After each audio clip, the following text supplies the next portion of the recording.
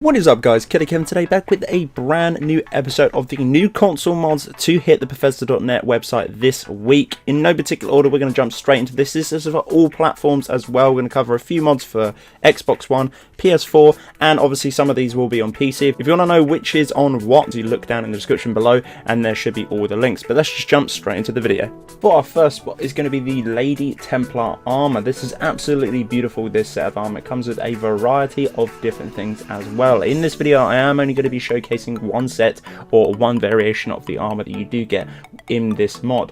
So there's 4 different variations of the chest. There's a light armor, there's light armor without pants, there's heavy armor and heavy armor without pants as well. 4 different variations of boots. There are light boots, there are light heels, heavy boots and heavy heels.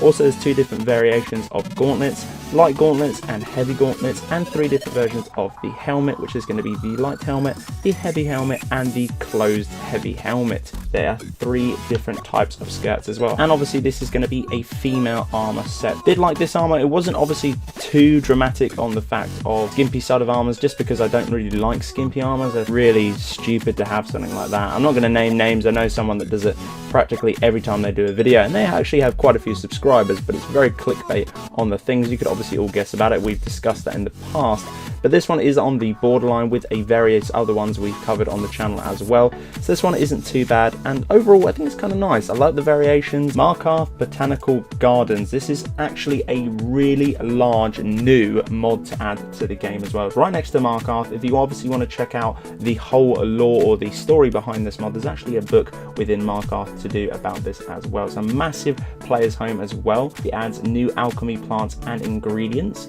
It's kind of nice actually. It's kind of like a small city within sort of a small section to do with Markarth. Obviously you have to go through somewhat of like a cave. Once you're presented there, you can tell on screen now it's a massive place that you can discover. There's 2 merchants, a small tent to call your own because there's loads of other different people within that workspace as well. Storage and crafting areas, a few different animals roaming around, all going to be friendly and they're not going to flee around as well, which is slightly strange to see, just because normally when we see foxes or something like that, they run away.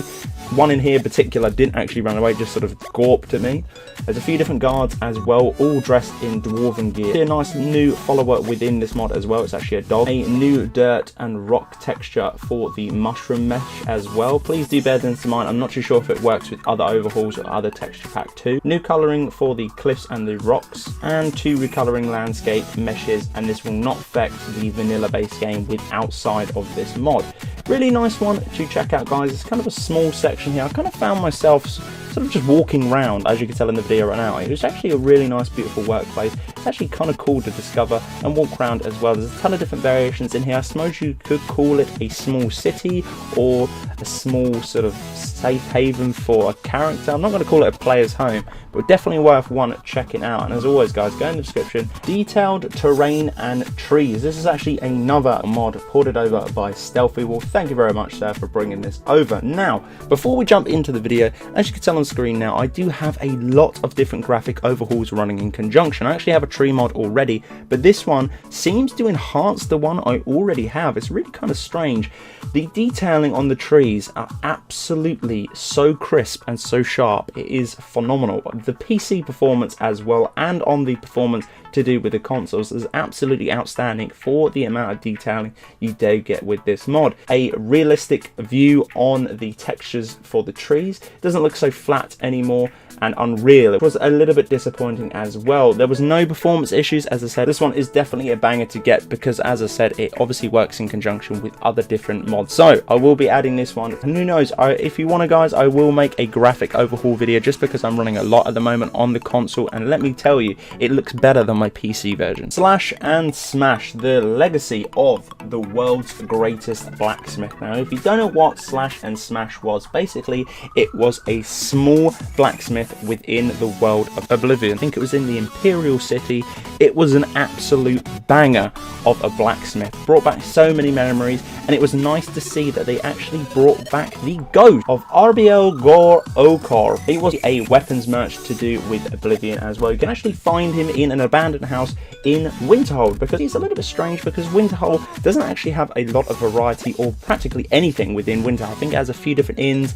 Obviously it has the academy there, But this mod is actually having the function of a workings blacksmith. There is a grindstone, there's actually a forge, and the NPC of the ghost, which I talked about as well.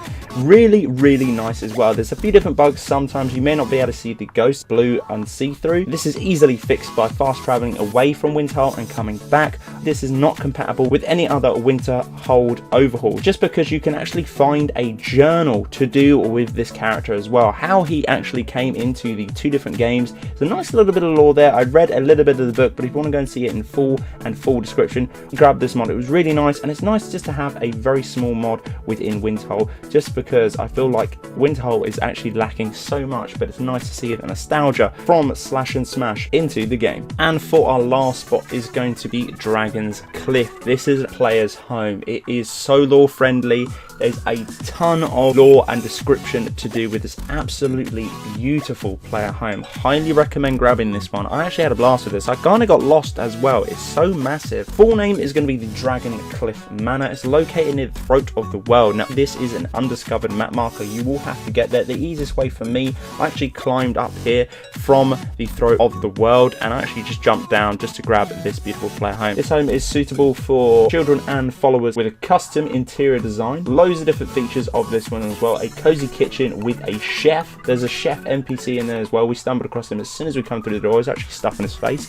Dining hall for a separate dining for children or for followers as well, or even house guests, you know, either, it doesn't really matter. A forge outside, alchemy, enchantment, lab table, and actually massive studies to do with these things too. A large library, a freaking massive library to be totally honest, with a ton of different books. You can actually add your own as well. Tunnels, there's relaxation and prayer pools. I'm not too sure what that means, kind of like little pools I guess, or a bathhouse, either. Custom open book textures never seen before, and as well there are over 40 plantable areas inside and out to put all your beautiful alchemy plants in. And as I say guys, absolutely sick player home. 100% get this one, try it out. I actually really enjoyed this, and this mod has blown up this week as well. It's only a 28.5 MB download. For what you get for the download is absolutely insane. This has had over 25,000 downloads and 5k favorites, and it's only been up for probably about 4 or 5 days, so definitely worth grabbing this one.